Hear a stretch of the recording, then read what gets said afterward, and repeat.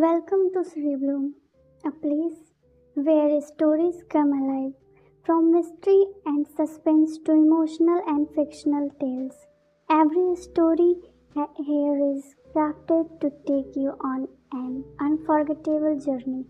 Sit back, relax, and let the stories bloom. नमस्कार, आज की हमारी कहानी है द लास्ट पैसेंजर। रात के 2:15 बजे तेज बारिश हो रही है। एक पुरानी बस सुनसान हाईवे पर दौड़ रही है। बस में सिर्फ 7 पैसेंजर बैठे हैं, ड्राइवर, कंडक्टर और 7 अजनबी। सब अपने अपने में खोए हैं। तभी अचानक एक बूढ़ी औरत उठकर कहती है, सुबह होने से पहले हम में से एक मर जाएगा। सब हंस देते हैं। किसी को उसकी बात पर यकीन नहीं होता, लेकिन अगले ही 20 मिनट में कंडक्टर की लाश बस के वॉशरूम में मिलती है और यहीं से असली कहानी शुरू होती है। Character introduction.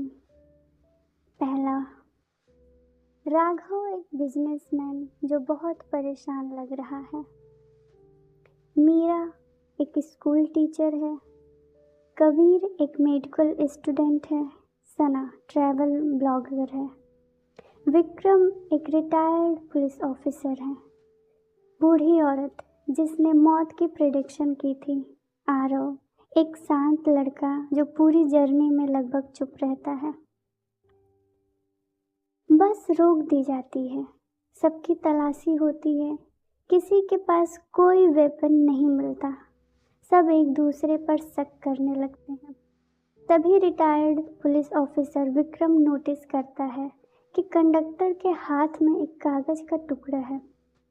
उस पर लिखा है पैसेंजर नंबर 7। सब आरव की तरफ देखते हैं क्योंकि टिकट्स लिस्ट में उसका नंबर 7 है। आरव घबरा जाता है, कहता है कि उसे कुछ नहीं पता। बस फिर चल पड़ती है। नेटवर्क नहीं, हाईवे सुनसान, मदद मिलने का कोई चांस नहीं। विक्रम सबसे पूछताछ शुरू करता है। धीरे धीरे हर पैसेंजर के सीक्रेट सामने आने लगते हैं। राघव ने अपने बिजनेस पार्टनर को धोखा दिया था। कबीर एग्जाम स्कैम में इन्वॉल्व था। सना फेक स्टोरीज बनाकर फेमस हुई थी। मीरा एक सच छुपा रही थी। हर किसी के पास कुछ न कुछ अंधेरा था। सुबह के करीब 4 बजे बस एक ढाबे पर रुकती है। सब बाहर जाते हैं, लेकिन जब वापस आते हैं तो राघव गायब होता है।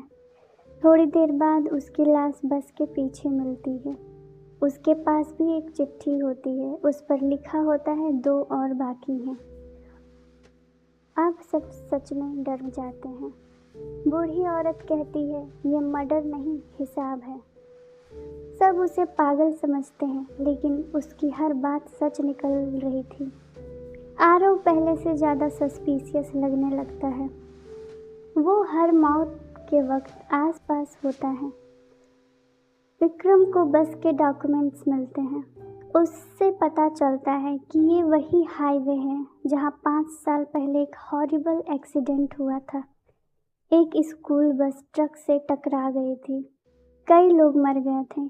केस कभी सॉल्व नहीं हुआ। तभी मीरा टूट कर रो पड़ती है। वो कन्फेस करती है कि वो उस स्कूल की टीचर थी और उस एक्सीडेंट की विटनेस भी। मीरा बताती है कि एक्सीडेंट नहीं था। किसी ने जानबूझकर ट्रक को रोड पर भेजा था, पैसे के लिए, करप्शन के लिए, और उस रात मरने वाले बच्चों के लिए किसी को सज़ा नहीं मिली। सब शॉक हो जाते हैं। फिर पता चलता है बस के सारे पैसेंजर्स उस पुराने केस से जुड़े हुए हैं। कोई डायरेक्टली, कोई इनडायरेक्टली, सबका कनेक्शन है। आरव फाइनली बोलता है और जो सच सामने आता है उससे सबकी रूह कांप जाती है। आरव उस एक्सीडेंट में मरने वाले एक बच्चे का बड़ा भाई है। पिछले 5 साल से वो सबको ढूंढ रहा था। सबके गुनाहों का रिकॉर्ड इकट्ठा कर रहा था। लेकिन वो किलर नहीं था, असली किलर कोई और था।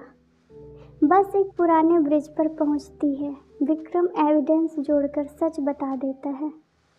असली मास्टरमाइंड बूढ़ी औरत थी। वो उस एक्सीडेंट में मरने वाली बच्ची की माँ थी। 5 साल से रिवेंज प्लान कर रही थी। उसने सबको एक ही बस में बुलाया। Fake tickets, fake routes, fake identities, सब कुछ प्लान था। बूढ़ी औरत कहती है, मैंने कानून से उम्मीद की थी, पर कानून सो गया। पुलिस पहुंच जाती है, वो अरेस्ट हो जाती है, लेकिन जाते जाते कहती है, मैं कातिल हूँ। पर सबसे पहले कातिल वो थे जिन्होंने मासूमों की मौत खरीदी थी। आरव ब्रिज पर खड़ा सूरज उगता देखता है। उसके भाई को इंसाफ मिल चुका होता है।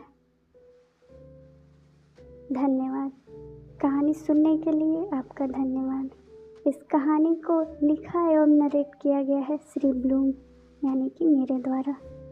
अगर आपको ये कहानी पसंद आई हो तो लाइक ज़रूर करें, कमेंट में अपना प्यार ज़रूर बरसाएं एवं इस चैनल को सब्सक्राइब करें।